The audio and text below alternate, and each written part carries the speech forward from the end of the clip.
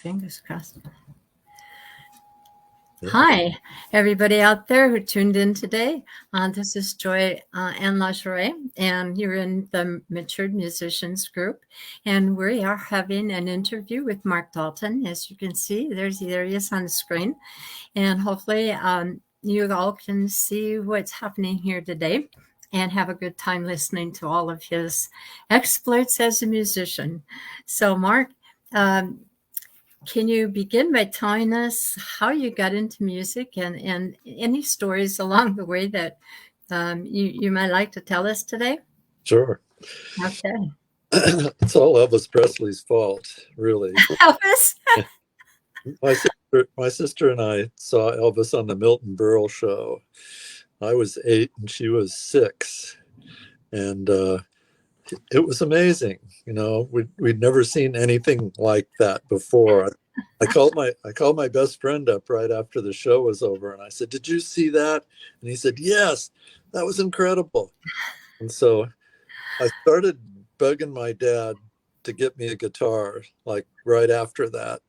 And I kept the pressure on, and he finally got me a guitar for my 9th birthday. It was an old Stella guitar, painful to play, but it was good to learn on. And I started taking lessons from an old guy named Mr. Cumpston, who had played for a while with the Bob Crosby band. Bing Crosby's brother had this kind of swing band. And so he had a lot of good stories about being a musician, which I liked. And we worked our way through a couple of different songbook methods, the Nick Maniloff method and Mel Bay's method. Pretty boring, but it taught me where to put my fingers and how to read music a little bit. Was that on the bass or the guitar? On guitar. On Yeah. guitar. Okay. I wanted a bass, but my parents wouldn't buy me a bass. They said, "You can't perform on a bass for your relatives." I always had to get my guitar, play for my aunts and uncles and my grandparents whenever they were in town. So I finally got a bass when I was in high school. When I was 17, I still have the same bass. Oh my gosh. I kept getting hired as a guitar player because by the time I was in high school, I was a pretty good guitar player. And we started a band when I was 15 called the Starfires. Oh. And there wasn't a lot of competition at that point. We were kind of like the next generation. The first generation of rock and rollers were, kind of like real Elvis type people with the hot rods and, juvenile frequency and ducktail haircuts and all that kind of long sideburns. Yeah. And I admired those guys, but we were a little bit more clean cut when I was in high school. So we started getting work right away. There was a woman in the Lincoln, Nebraska,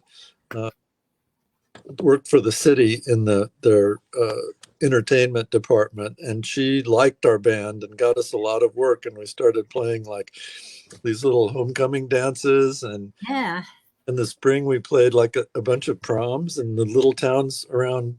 Lincoln, Nebraska is like the capital city, but there's a lot of little towns, within a 60 or 80 mile radius of the capital city that have these really fancy junior senior proms where they decorate the gym all up and stuff. And so I remember those. We got in on those right away. Cool. So did they pay? Did they pay you for that? Yeah, they paid us for that. Yeah. I mean, right out of the gate, we were making money. And then. Well, I just one question. Was this a rock group or was this blues? Were you into blues yet, or were you just doing rock? This was rock and roll stuff. Okay. Chuck Berry, Little Richard. All right. All the good stuff. Boney Maroney, did some Everly Brothers songs, stuff like that. We had 2 guitars, bass, drums, and a sax player. And so we did some instrumental stuff too. Like we did that song Honky Tonk that everybody still does. One of the first songs we learned was Green Onions by Booker T and the MGs. So, whatever kids liked and would keep them down. Right, yeah. What we did. Yeah. Then there's some great music about that time.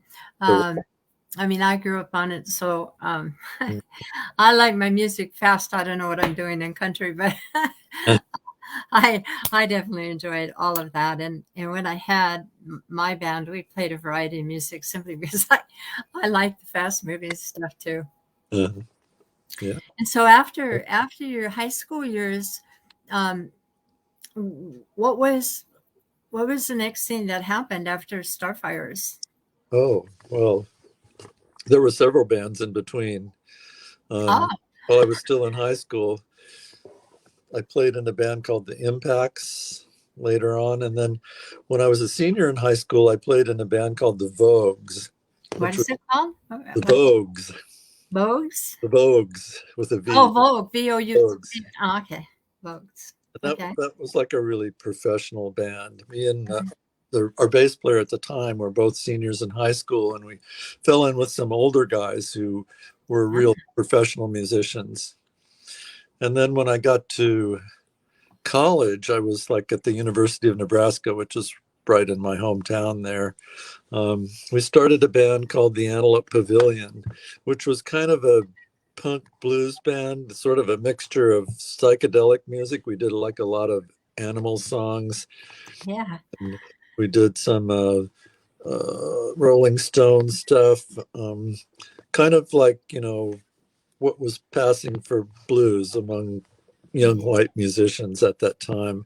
Yardbirds, we did some Yardbird songs, and we grew our hair out, and we got, Yeah, that was the age.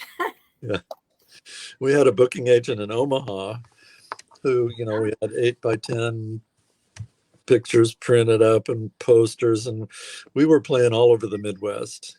Nebraska is like um, bordered by Colorado, Iowa, South Dakota, Kansas, and Missouri.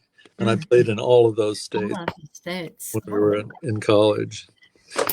So, but it was So were you playing the bass then in these bands, or were you playing lead too?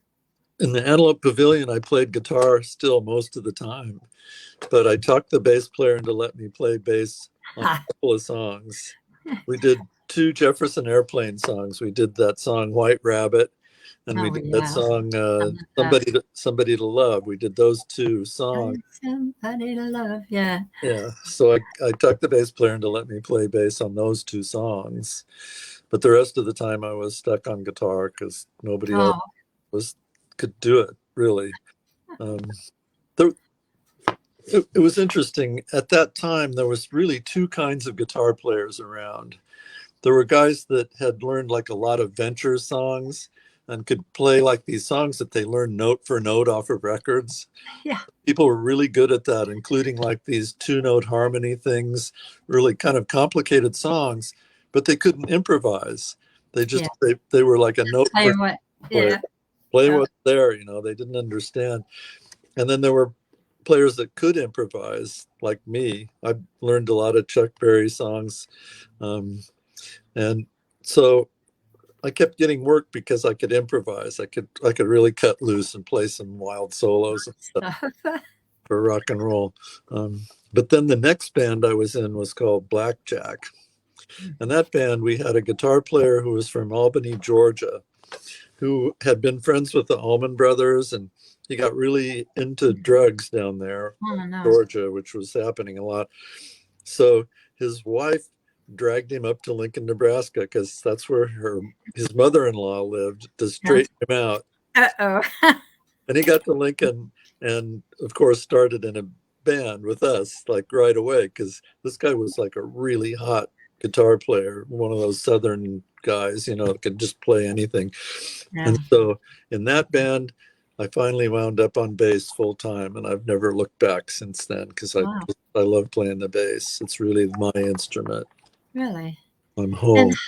how do you know? I mean, obviously you can play your guitar just as well as your bass, but how did you know that? I mean, what was it about the bass that drew you into the whole scene?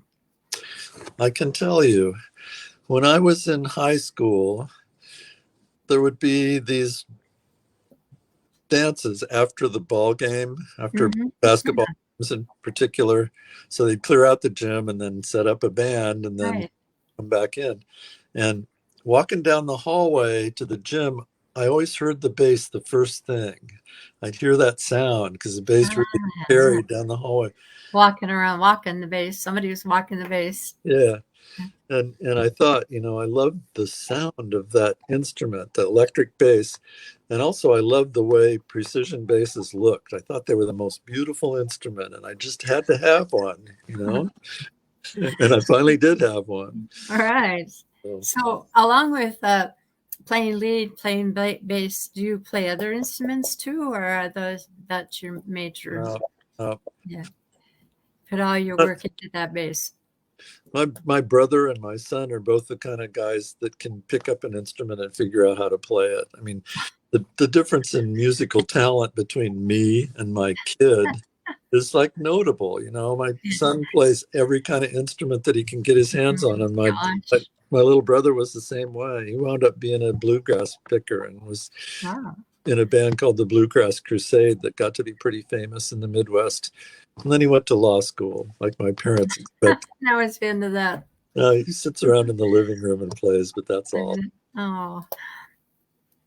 So when you were going playing with these bands, were you actually touring with them, or was this mostly just the high school kind of venues that you were doing at the time? We started playing in bars when I was 16. How'd you do that? Lincoln's pretty close to the Kansas border. It's about 60 miles straight down from Lincoln. Okay. And there was a town called Marysville and another town called Hanover, Kansas, and they both had bars. Kansas was like what you call a 3-2 state. You could drink 3-2 beer in Kansas if you were 18. And if you were playing in a band, they didn't care how old you were. Really. I mean, we were like 16-year-olds, but we'd just be bellying up to the bar and drinking pitcher after pitcher and risking our lives, basically. But we started that way. And by the time I was in college, we were touring. We were like going all over the place. Like I said, this 5-state area, the Antelope Pavilion had like a real booking agent. What did you take in college? What was your main area of study? Oh, I took a lot of sociology. Yeah, that was mine. And a lot of English classes. Yeah. It took me like 7 years to get through college because I was playing in bands the whole time. But I finally got a degree after a while, so it was good. Well, let's see. So, what were you in your 20s, or were you older by the time you started moving into blues and into, or was this band playing blues? I mean, I don't know what they were playing. You mentioned Allman Brothers, and they're kind of a different thing, but yeah, we were playing. I mean, we were playing blues when I was still in high school. Some blues. In this band, the Impacts, we had a bass player who was from North Carolina. There was a big air base in Lincoln. Nebraska, yeah. The head of the Strategic Air Command was in Omaha. My brother was in the Air Force and he was stationed there. So yeah. So this guy was in the Air Force. He was about 19, I think. But he was from North Carolina, and he knew like a lot of blues stuff. I was listening to Jimmy Reed at that point, who was kind of like the Stones did some of Jimmy Reed's stuff. He was an influence on the English people, and I really liked Jimmy Reed because he was like the original guy. He was kind of a peculiar singer, but I liked him. So, and this guy from North Carolina that played with us, he liked Jimmy Reed too, and he knew some Jimmy Reed songs and could sing. And so that's when we really started doing that. And then we were playing like the Animals did some John Lee Hooker songs. And it was, like we sort of traced the music back to the original stuff. We'd hear an Animals song and they'd say this was a John Lee Hooker song. And so we started digging in and found out who John Lee Hooker was. And then the Rolling Stones had Howlin' Wolf on that show Shindig. And the Stones refused to play on Shindig unless they could have Howlin' Wolf on the show. And Howlin' Wolf you can see it on YouTube. He did an amazing song on that show. And anybody that saw it, I think, would have gone, wow, this guy is amazing. So, and then in the Antelope Pavilion, we did more blues stuff. It, it didn't sound anything like the original because we were just a bunch of punk white kids.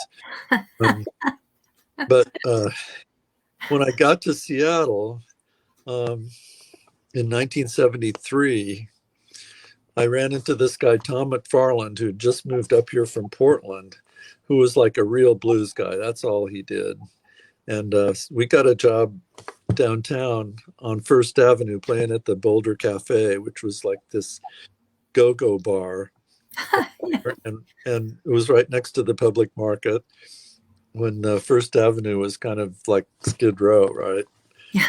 Theater. Oh, First Avenue in Tacoma or Seattle or Seattle? Or yeah. Yeah. I thought you said Seattle, but I thought, well, a lot of that was going on in Tacoma at the time, too. Oh, yeah. Pierce County was sleazy.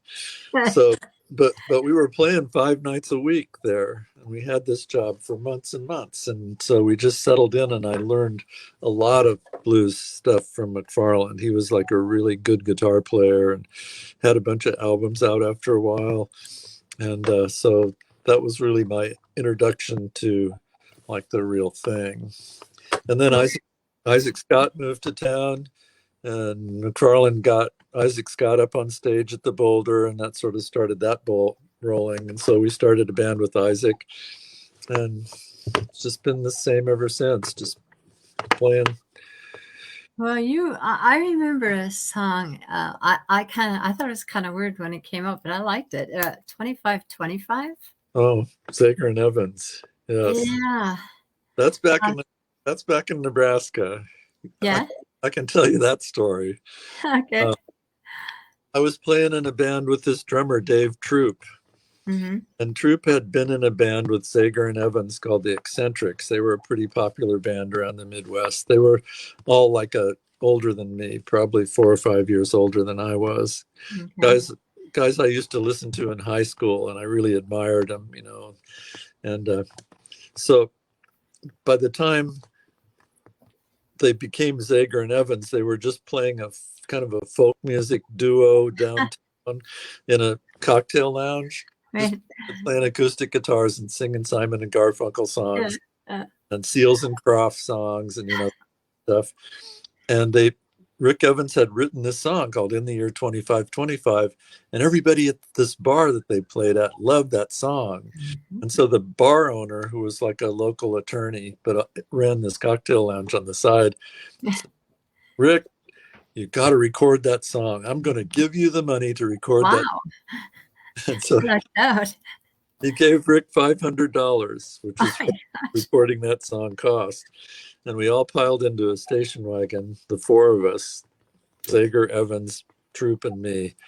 And we drove down to Odessa, Texas, where there was a recording studio that Rick knew about, run by this guy, Tommy Alsop, who was a guitar player. He played with Buddy Holly back in the day and played with Asleep at the Wheel and with Bob Wills and the Texas Playboys. I mean, this guy was like a real, genuine Texas musician.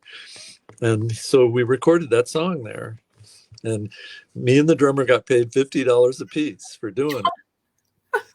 At that time, $50 probably went a little further than it does today. Yeah, and we got free food, and Evans had to pay the gas to get us down there.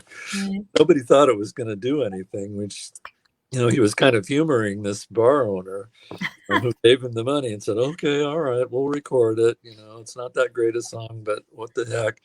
And so they put it out on the Truth Records label, which is just like Evans had his own record label in Lincoln, Truth Records, and the DJs in Nebraska loved it, and it wound up like selling like hotcakes. It sold 14,000 copies in Lincoln, Grand Island, and Omaha, and so RCA came and bought the rights to the song, and then it became this hit, and we all got to go to Chicago, me, Troop, Sager, and Evans, and recorded an album at the RCA Studio B, which is this huge studio in downtown Chicago. And that was probably the most fun out of the whole thing. Yeah. Was hanging out in Chicago. So that's a great song. What did it ever go on the charts? I mean, did it ever? I didn't follow at the time, so I don't know. It was number one on the Billboard hit parade for 6 weeks. Oh my gosh. In 1969. It was number one in the country when the man first walked on the moon. Oh, it was yeah. in the country when Woodstock was going on. Oh, yeah. So everybody going to Woodstock was listening to that song on the radio, you know. Cool. That's why it's become such a hippie icon. If you put 2525 into YouTube, you'll see like it's just people are still making movies out of it. Crazy, you know. What a great song, and he didn't even realize it. Did he when they bought the rights to the song? Did he get paid decent for it, or did they rip him off, or what were the details there? He had a really good lawyer. Aha, yeah. Rick Evans. He wrote the song, and he had his own publishing company, and he had a really good lawyer, and so RCA gave them $90,000, which was a big amount of at that time, for the rights to that song to record an album. And Evans never had to work another day in his life. Really? He was getting royalties. They used the song in movies. It was recorded over and over by a bunch of different bands. There was even a 2525 ringtone. Got royalties from that. From that too. I wonder if they still have that. I've never seen it, but I wonder if they still have that ringtone. It's a great ringtone. I think it would make a good ringtone. Wow, that's just amazing. It's good to hear that somewhere out there is Lady Luck looking at us. And you just never know when she's going to knock. That's right. Well, was there anything during that period of time that other than going to this massive studio, which must have been awesome at the time, was there anything about all of that playing that you treasure? I mean, any particular moment that just stood out other than obviously 2525? Well, when we did the album in Chicago, we got paid pretty well. And I used part of the money that I got from doing that album stuff, recording I got to play on all the songs on the album. So I used part of that money to fly up to Seattle because sorry about that. Okay. My friends in Seattle had been bugging me, come out here, get out of Nebraska. Yeah. And so I used part of the money to hop on a plane and come out to Seattle, and Seattle just blew my mind. It was such a great I'm circling around to land in Seattle. I could see all the mountains. Hey, that is awesome. Yeah.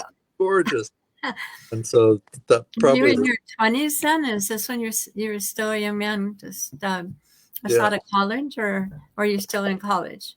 I was still in college. I was 21 when we actually recorded the song, and I was 22 when it hit the national charts.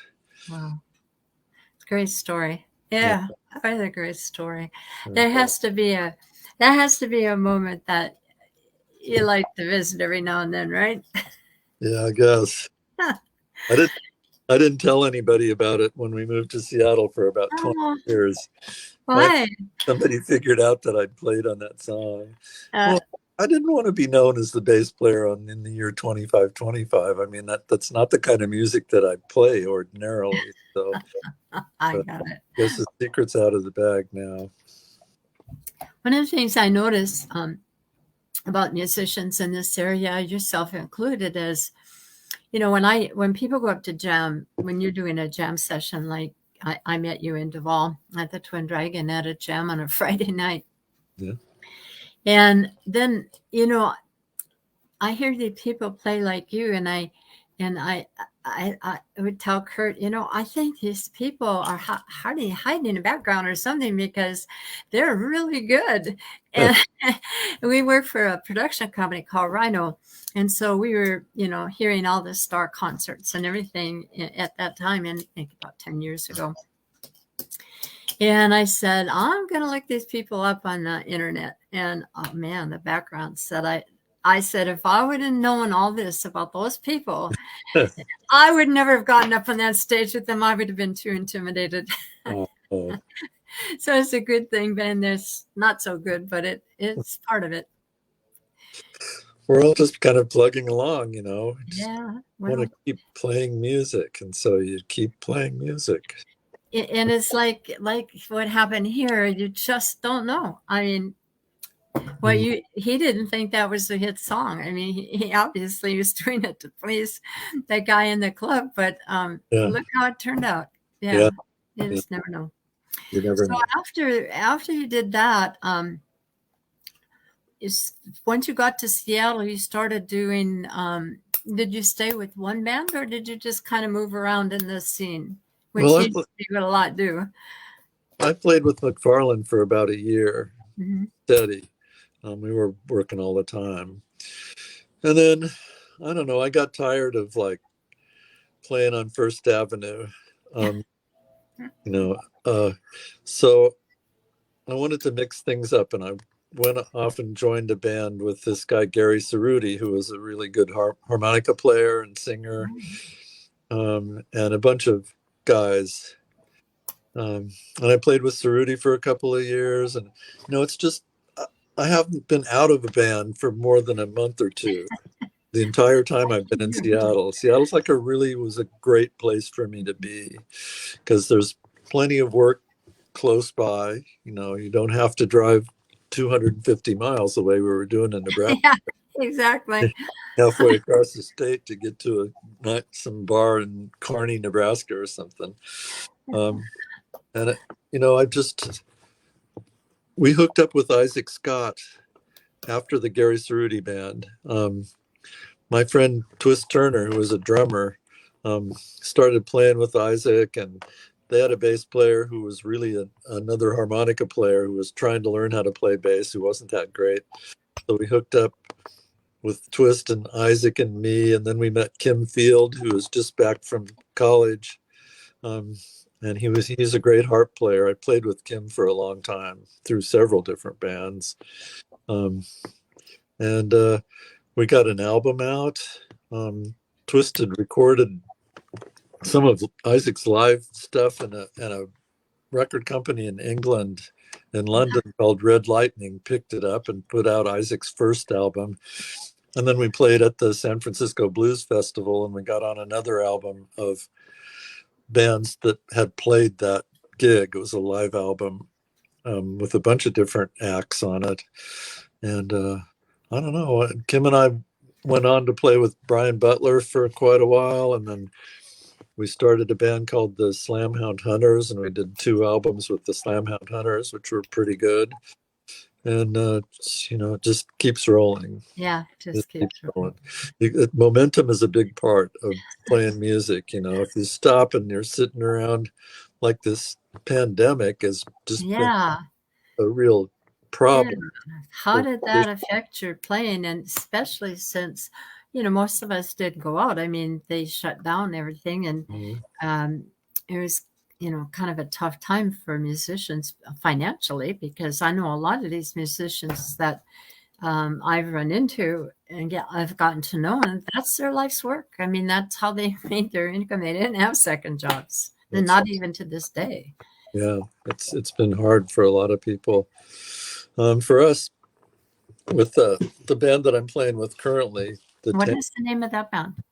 Ron W. Bailey and the Tangents. We just have a new CD you got it from here. Cool. With that band, we did 3 backyard concerts where we just got together in Ron's backyard, and we did like a live. During COVID or before? During COVID. Okay. Yeah. Ron wrote a song called The 6 Foot Shuffle in the Backyard Boogie. Oh, it sounds fun. We started off our first backyard concert with that song, and we broadcast these. They were like about an hour long, um, and just raised money for Mary's Place, this women's shelter. Yeah, I know where that is. Absolutely. Yeah, Well, yeah, thank you for that.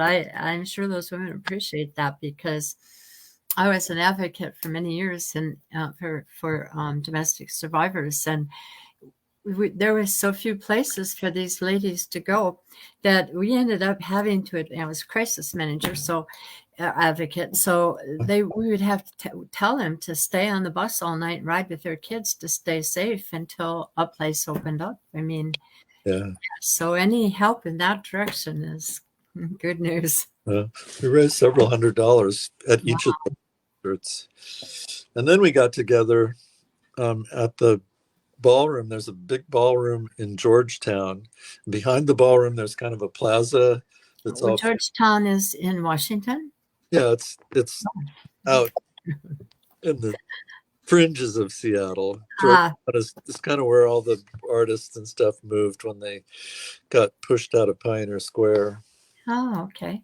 So I've never heard of this place. I got to find it. Oh yeah, Georgetown. Look it up. It's pretty cool. There's All right. lots of clubs there and artist studios and stuff. Yeah. And there's this ballroom with this plaza out back. And so we started playing there and recording. And that's where this CD came from, Live at the Georgetown Ballroom. We did like 3 sessions out behind the ballroom and recorded 2 of them. And then we did another online concert for Thanksgiving last year. Oh, and I missed that. This is a problem I've been having because I know the information is out there, but whenever we try to find some place to go because we have the time and we can do it, it's really hard to know where everybody is. There's not one central place where musicians can, no matter what genre, where they can put the information so that people can find them. Yeah. I know there's something, I can't think of what it is. It's Seattle Musicians, I believe, and they every now and then put something out there, but it's really hard for the fans, for people who want to hear you guys, to find you. And I don't know if it's just me or if other people are having the same problem. Mm-hmm. Well, it was looking good for a while there, but now it's like we had to cancel our show at the Little Red Hen. Oh, I saw that. Yeah, there was COVID over there. Some cases of COVID. How long ago was that? Oh, within the last month, probably. So I'm hoping that we can get things back under control again. Yeah. But our Georgetown Ballroom show it's online. I'll send you a link to it. All right. And put it in any of these things we talked about, are especially your your information on that CD, so people know how to get a hold of it. And do put that online so people that are listening today who want to dig into this a little more have access. And I know you told me, I think it was you playing was Burien in Eagles in Burien, was it? Yeah, the Burien Eagles. I found myself way up north and I couldn't get there. But yeah, I wanted to buy that record or that CD, and Well, I'll send you one. Oh well, I'll pay for it. Just send me the bill. All right. So this place that you're playing, are you still doing this in Georgetown? Not now. We might do it again for Thanksgiving. We've been doing an annual show called Tramps Giving, which is Tramps Giving. The night before Thanksgiving. Ron's got a whole little. Ron is like the producer of the Moisture Festival, and he's been a circus guy from way back when. That's part of what he likes to do. Him and his whole family, they've got like a little circus troupe that goes to the Oregon Country Fair every year. That sounds fun. So they've been doing this show called Tramps Giving, which is like kind of a variety show. Usually we held it at the Highway 99 Club downtown, but then that's gone. And so then we moved it to the Hales Ales place, that Hales Palladium in Fremont, and we've got the date reserved for Tramps Giving for this year, but if we can't do it live, we'll do it online. And stream. Yeah, live stream. So when you guys do it, I think you said you gave a few shows during COVID on stream. Yeah. Did you get any kind of tips at all to any money of any kind from? Oh yeah. Oh, good. One of those shows we raised $600 for Mary's Place. Yeah, you just said that, didn't you? Oh, duh. We didn't keep any of that money because we're all doing all right monetarily, so we just donated all of it for all of those shows. Well, thank you. Yeah, I'm sure there are a lot of ladies out there who appreciate what you've done. This time of year, yeah, it's like yeah. So basically, you kept yourself busy by playing with Ron W. Bailey in the tangents in the backyard and playing in the living room. In the living room, that's just so cool. Palace is going, so I made myself play an hour or so every day just to keep my hands in shape. Yeah, absolutely. I get it. I did too. I thought, what am I going to do with all this time? You can't go anywhere. You can't do anything. So I grabbed my guitar and worked the heck out of it. Yeah, you wrote a lot of songs, right? Well, I've written 10 so far. Yeah, that's great. And they're all coming out one at a time. And then eventually they'll go into an album. And, you never know. I mean, there are some I like better than others. And, it's my first one. I never even knew I could write, much less record it. But, yeah, I just kept myself busy because I knew that if I didn't use my fingers and I didn't play that guitar, I'd never make it because I had stopped prior to this. And I think I went back in about 2019, but I've been out for about 3 years, and man, I'll tell you, coming back in was gruesome. It was like, oh my God, how can you forget this stuff? And I'm even working on it now because that's something we just have to do. Yeah, learning and keep practicing. Keep that momentum going. Yeah, they're moving forward. So, would you have any advice for the people listening out there who I don't know, because I really haven't talked a whole lot, but there are a few people out there who said they were going to put their guitar down and just give it up. They had enough. Would you have any advice for them at all besides practice? Well, if you want to play music, don't give it up. Keep going. I had a really good friend of mine who was a great drummer who decided to hang it up and just I know some people, they use the pandemic to take the opportunity to head off in a new direction. Right. I respect that. I know one band leader who basically, he called me up when things started to loosen up again, and he said, I just don't want to do it. I've been a band leader for 20 years and it's a lot of work, and I just don't want to jump back into it again. And I respect that. I understand it. But on the other hand, if what you love is playing music, then don't put it down. As long as you keep playing, it just gets better, in my experience. Absolutely. The more you do it, the better it gets. Yeah. Absolutely. I'm pretty well along in years, and I never, ever would have expected to be playing music at the level that I am when I was younger. If you would have, I was 22 years old, you'll still be playing when you're in your 70s. I would have, you've got to be kidding. But no, it's true. It's easier now. Use it or lose it, right? Yeah, it's more fun now than it was then, because I know more stuff. It's easier to learn things, but it's because I kept doing it. Yeah. I just never.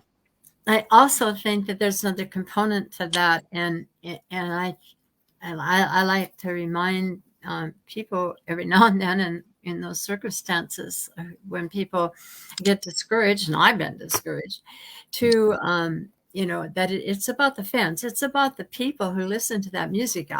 People were starving for music, and they were watching all these different streams, out of people's living rooms and everything else, and I was one of them.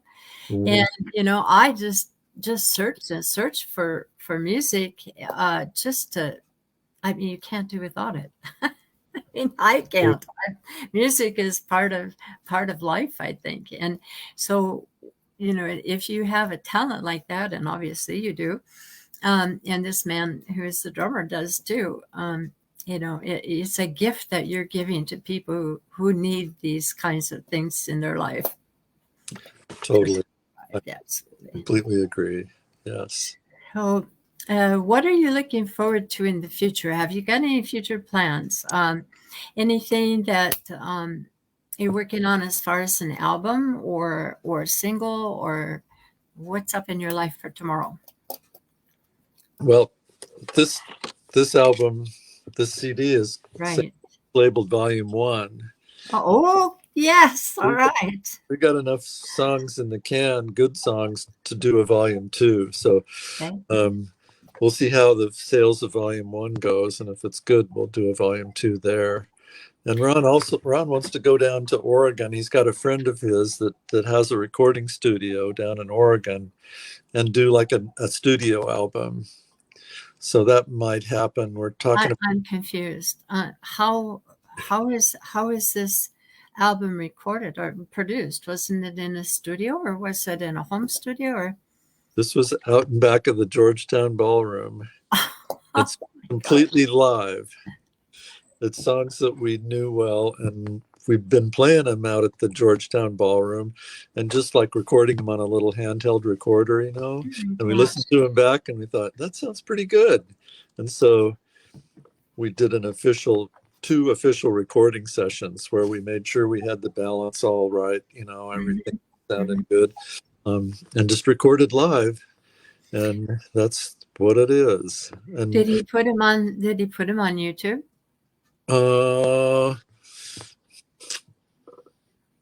I think, let me check, but I think our Georgetown Ballroom concert is on YouTube. Okay. It was part of Tramps Giving last year. Can you put that on our site if you find it? Sure. I'd love to hear it too.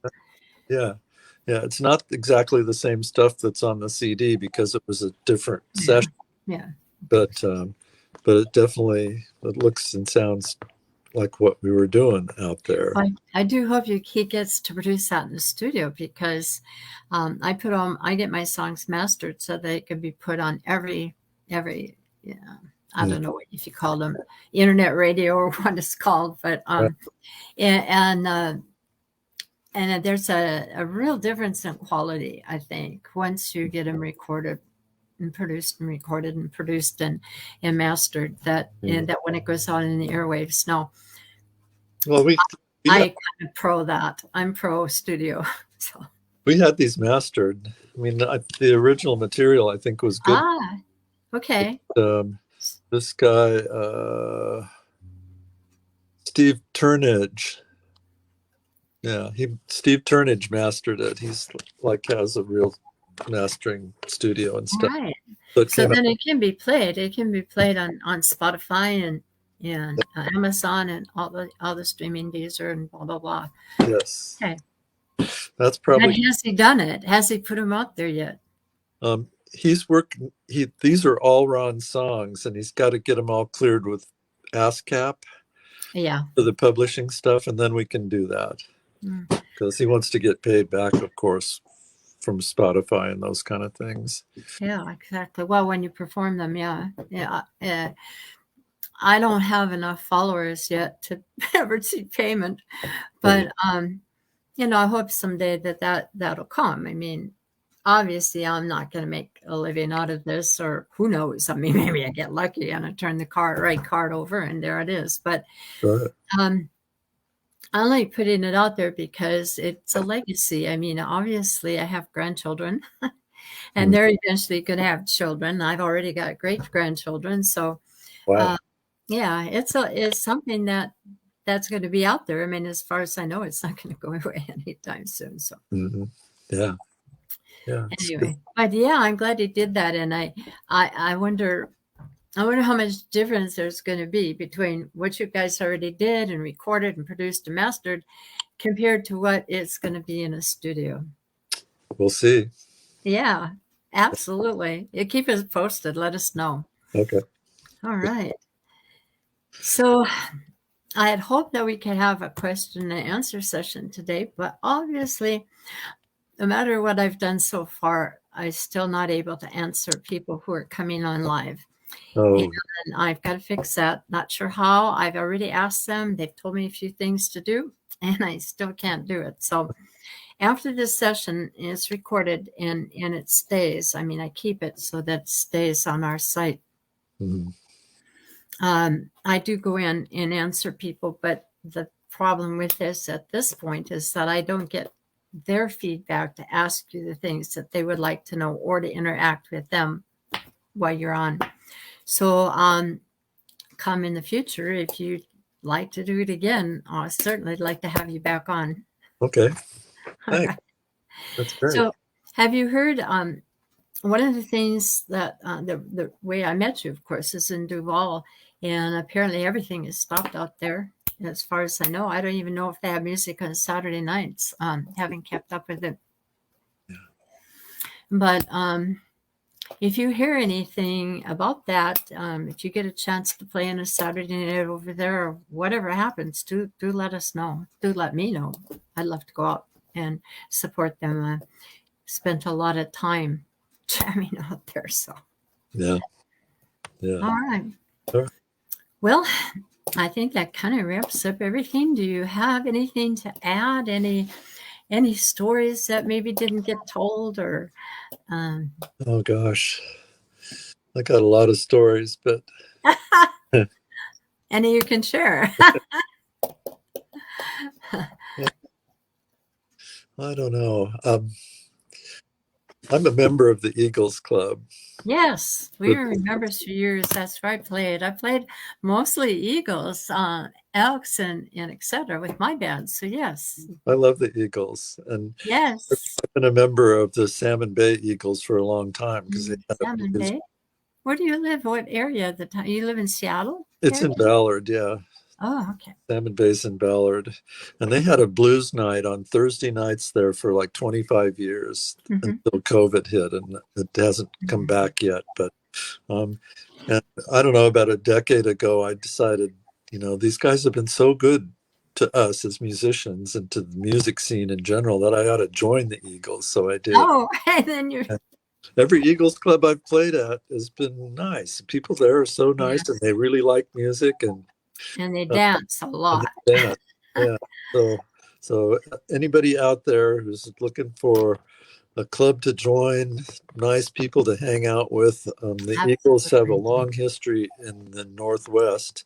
Yes. They started here, and supporting, it's a mutual support kind of thing was what it was originally. I second that. They treated us pretty good, most of them. I mean, we had a few double books where we got there thinking we were going to play, and no, somebody else there. But for the most part, yeah, being an Eagle is a good thing, and I believe the money there is money put aside to do good works. Yes. In the community and so forth. So, and also I want to give the Moose, the American Legion. I think there's probably more there, and the Elks booth too, because that's a lot of. There was a lot of music. I'm sure it'll come back at some point. And Burien is still plugging on. That's where you just played the other night. So, yeah, it's a fun place. All right. Okay. Well, I do hope that all your dreams come true. I'm afraid I don't know, it's just a rumor, but when we were out last night, the bartender said, I think they're going to shut us down. I think we're going to be shut down over this COVID thing. Yeah. And as it worsens and we continue to get cases, I am afraid that they may cut back music again, but I hope not. I'm praying that so many places are going out of business and just can't survive this. Another time, I don't know, may break the camel's back. So I hope you survive that. I know you'll keep busy. And you too. All Thank right. Thanks, Mark. You have a good rest of your day. And thanks, everybody, for listening today. And I hope you enjoyed it. This will be put on my site, Mature Musicians Group, so you can watch it at your leisure if you didn't get a chance to watch it live today. Thank you again, Mark, and we'll have you back again if you come. you. All right. Thank you.